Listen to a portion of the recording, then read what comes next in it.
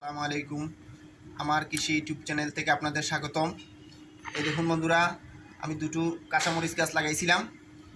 এই দুটো কাঁচামরিচ গাছে আমি কিছু পরিচর্যা করব। এই দেখুন তরল সার, এই দেখুন সবজি পচা পানি।